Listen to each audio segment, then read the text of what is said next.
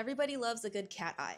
If you're on Douyin, you've probably heard of fox eyes, cat eyes, doe eyes, squirrel eyes, all of the animal eyes. But for Halloween this year, let's try wolf eyes. Now, if you're not familiar, Douyin makeup is all about transformation. This is big on TikTok. The transformation before and after big reveal is super duper viral. And these big transformations happen by using makeup to manipulate your light and shadow on the face. So I'll walk you through how to do this at home. But first, let's get our makeup base on. We are using color correctors today from Makeup Forever, the yellow and orange ones, to brighten up the under eyes. These are the best color correctors you can get right now, in my opinion. And this step is optional. I'm not going to do concealer today. I'm going to a concert, so I really don't need my skin to be perfect. Nobody cares, truly. This is the Pat McGrath foundation. It's my absolute favorite because it's so weightless, but it covers a lot. It's better than a concealer if you want a natural finish.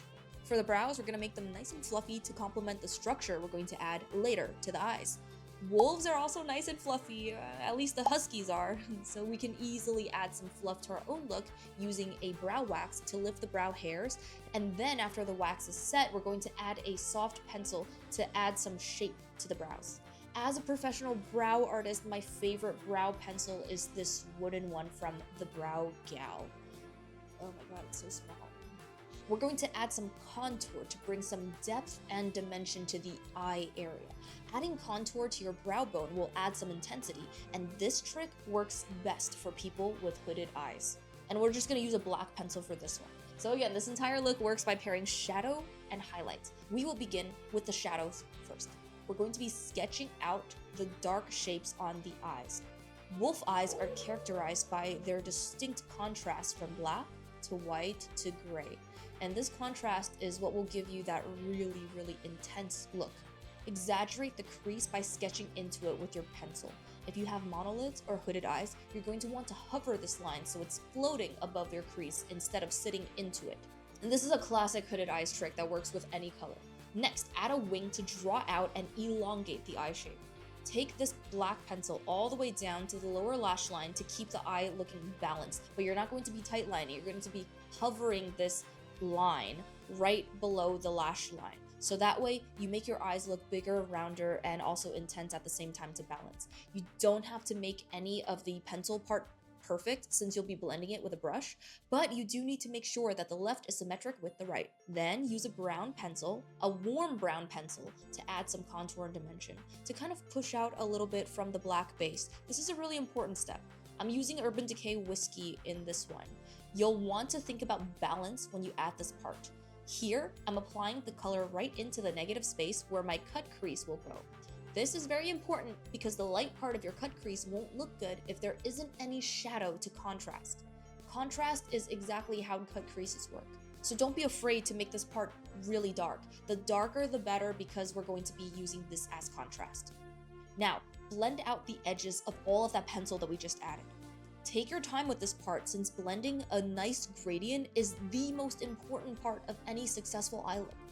I alternated between a round synthetic and a pointed synthetic brush. The Sephora Pro brushes are the best for this. Now we're going to add in the highlights and the cut crease. Just like with the shadow, we will go in with full intensity. So grab your best matte ivory shade that goes on nice and strong and opaque. Place the first layer of the highlight using a precision flat eyeshadow brush. I like the Smith brush with this tiny little point. I'm using the edge of this brush to carve out the cut crease, completely dry. Then add in some warm taupes and chocolate brown eyeshadow to not only set the pencil underneath, but to also add some further dimension to this look. Having it just being black and gray with a little bit of that brown, it doesn't really convey the animal style. It's a little too gray. So this brown will warm up some of this look and keep it from going flat. Then you can go back one final time with the ivory highlight just to make the cut crease a little cleaner, as well as add in some white eyeliner to the waterline.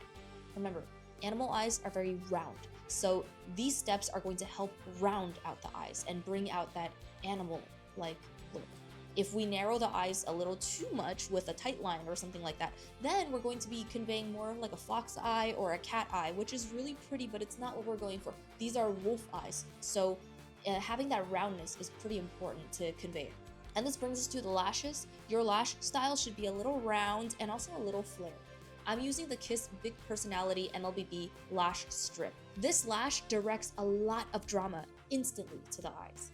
If I had time, I would have also added a lower lash strip, but this is pretty good as it is. Contour your face a little higher than you normally would. Lift this contour towards the temple to give your face that sleek look. I wouldn't go for blush this time. I would just stick to having a contour. Use a neutral warm tone for the lips. I always go for Makeup Forever Whatever Walnut. It's the best color by far as an MLBB shade. This is the best shade to use when you're defining the lips while keeping it from being too distracting.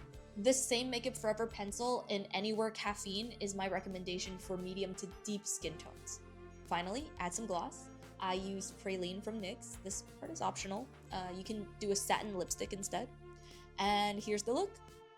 I love Douyin makeup. I actually grew up on K-pop makeup and things like that. So this one was so much fun. I love it. I think it's pretty wearable, to be honest. It doesn't have to be Halloween. So let me know if this look was good or not in the comments. Happy Halloween, stay safe, and we will see you in the next one.